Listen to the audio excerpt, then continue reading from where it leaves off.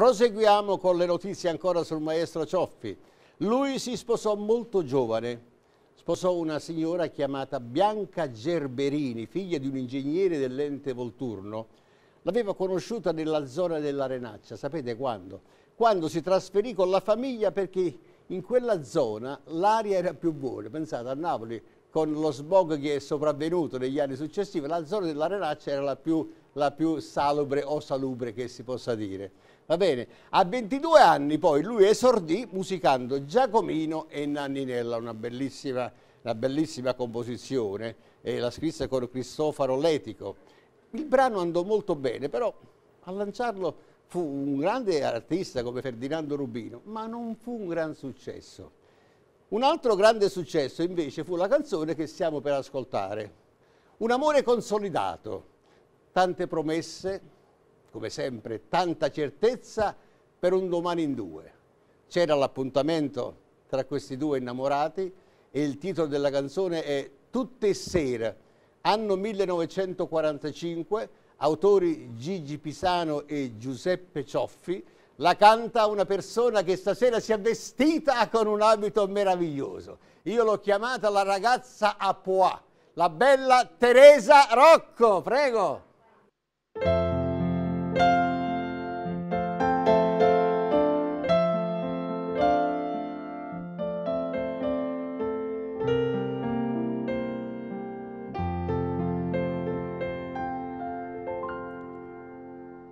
Come poteva dire io per te muore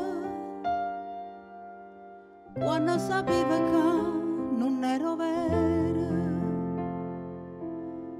Come potuto chiagnere d'amore se le lacrime non erano sincere? Non t'è rimasto niente dinto cuore, niente nemmeno un ricordo di me.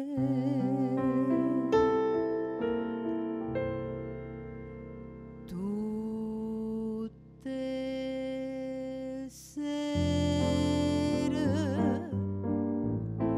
dove arriva appuntamento,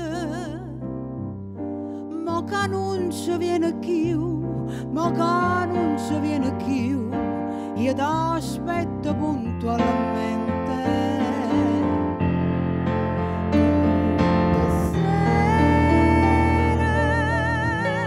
quando è vada l'una sponda, io che non parlo di te, io che non parlo di te, ma inutilmente.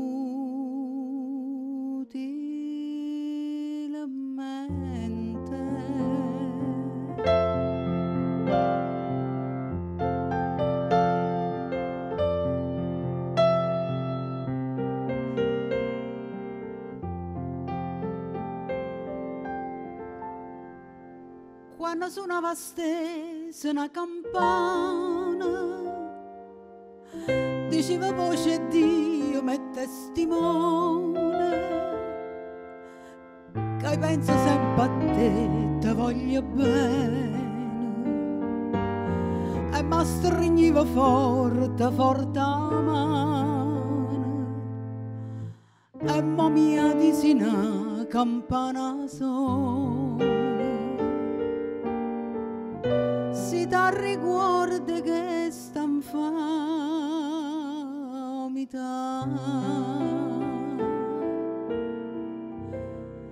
tutte sere dove arriva appuntamento, ma che non ci viene più, ma che non ci viene più, io ti aspetto puntualmente. Tutte sere, quando è vada l'una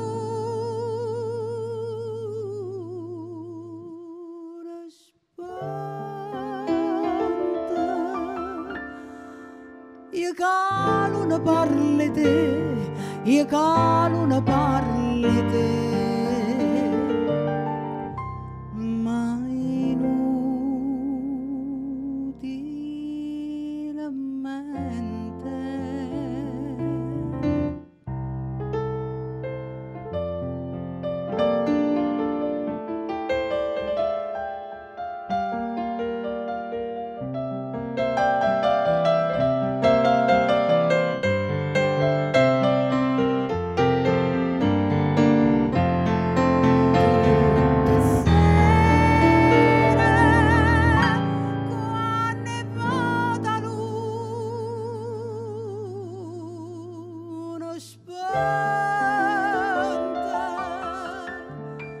Io calo una parli te, io calo una parli